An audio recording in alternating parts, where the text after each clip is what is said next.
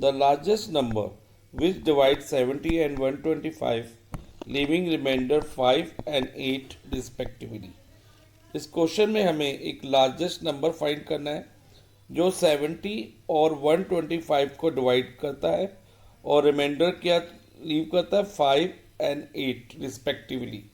यानी कि अगर हम उस लार्जेस्ट नंबर से 70 को डिवाइड करें तो हमें रिमाइंडर 5 मिलेगा और उसी नंबर से अगर हम 125 को डिवाइड करें तो हमें रिमाइंडर 8 मिलेगा।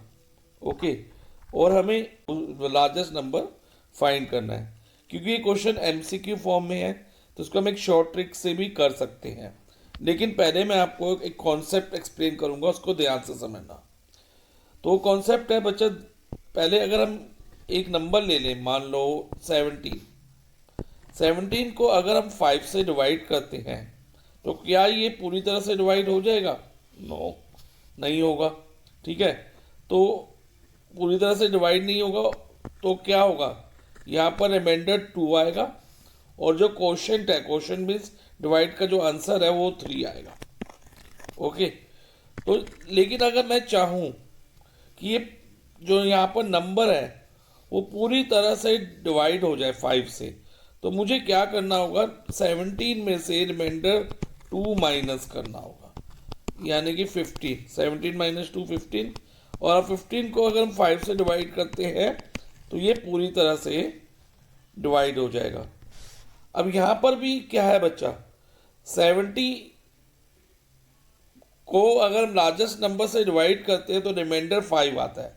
लेकिन अगर हम चाहें कि जो यहाँ पर नंबर है वो लार्जेस्ट नंबर से पूरी तरह से डिवाइड हो जाए हो, तो हमें क्या करना होगा, इस रिमाइंडर को 70 से माइनस करना होगा। यानी कि अगर हम 70 माइनस 5 करते हैं 65 आ जाएगा, और जो ये 65 ना है ना, ये पूरी तरह से लार्जेस्ट नंबर से डिवाइड हो जाएगा, जो हम अभी फाइंड करेंगे।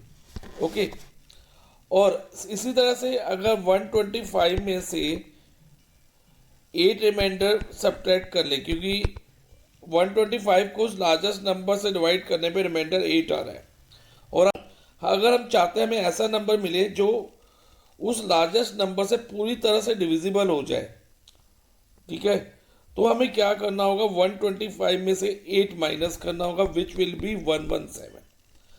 अब हमें क्या फाइंड करना है, अल्टीमेटली लार्जेस्ट नंबर जो 65 और 117 को एग्जैक्टली डिवाइड कर दे, और वो नंबर हमेशा क्या होगा बच्चा, हाईएस्ट कॉमन फैक्टर।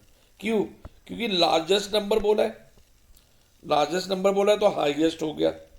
और विच डिवाइड्स, जो इनको डिवाइड करेगा। डिवाइड नंबर किससे होते हैं, फैक्टर से ही होते हैं ना, छोटे नंबर से ही होंगे। अपने फैक्टर्स क्या होते हैं, इन नंबर मान लो 65 है, 65 के फैक्टर 65 तक ही जा सकते हैं, उससे बड़े तो नहीं हो सकते, तो और वो से एग्जैक्टली डिविजिबल भी है। ओके, तो हमें इसमें हाईएस्ट फैक्टर निकालना है, और वो फैक्टर कॉमन भी होगा। कॉमन क्यों होगा, क्योंकि वो दोनों को डिवाइड करेगा, 65 को भी और 117 को भी। तो ऐसे केस में हम हमेशा HCF फाइंड करते हैं। जब भी ऐसा लिखा हो लार्जेस्ट नंबर विच डिवाइड्स, तो HCF फाइंड करते हैं। और किसका HCF, जो हम रिमाइंडर माइनस करके हमें नंबर मिले उनका HCF। तो अब माइनस करके हमें नंबर मिले 65 और 117, तो इनका HCF फाइंड कर लेंगे हम यूजिंग प्राइम फैक्टराइजेशन मेथड। तो देखो बच्चा, ये 5 से गया पहले, यहाँ 13 आया, फिर 13 से गया 1, तो 65 की फैक्टराइजेशन क्या हुई, 5 मल्टीप्लाई बाई 13।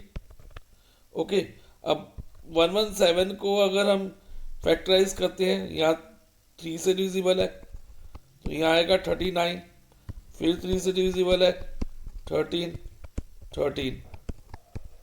तो यहाँ 1 आ गया। अब 117 3 स्क्वायर और मल्टीप्लाई बाय 13। हमें HCF फाइंड करने के लिए क्या करना होगा, हमें देखना होगा कि जो कॉमन फैक्टर है इन दोनों के 65 और 117 की, उनकी स्मॉलेस्ट पावर क्या है। जैसे में कॉमन फैक्टर 13 है और 13 की स्मॉलेस्ट पावर 1 ही है, तो यानी कि इसका HCF क्या रहेगा बच्चा 13। तो हमारा आंसर होगा ऑप्शन ए 13। ये तो ऐसे हमने कर लिया HCF फाइंड करके, लेकिन इसकी शॉर्ट ट्रिक क्या है? शॉर्ट ट्रिक आप ये कर सकते हो, जैसे हमें ऐसे नंबर ढूंढने थे ना जो ग्रेटेस्ट नंबर हो, जो 70 और 125 को डिवाइड करें और रिमाइंडर 5 और 8 आए। क्या 70 और 125 870 और 1750 से डिवाइड हो सकते हैं? नहीं हो सकते। क्यों नहीं हो सकते? क्योंकि वो ये दोनों नंबर 875 और 1750 इन दोनों से बड़े हैं, तो बड़े वाले नंबर से तो कोई नंबर डिवाइड हो नहीं सकता। अब बचे 13 और 65। अब हम चेक करेंगे क्या 65 हमारा आंसर रहेगा।